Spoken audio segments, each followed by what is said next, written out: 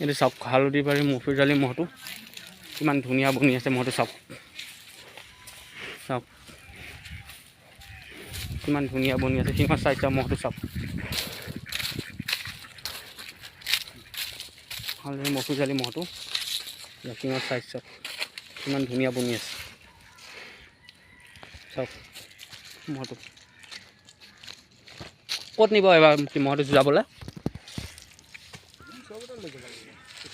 চবতে মানে ক'ত নিয়ে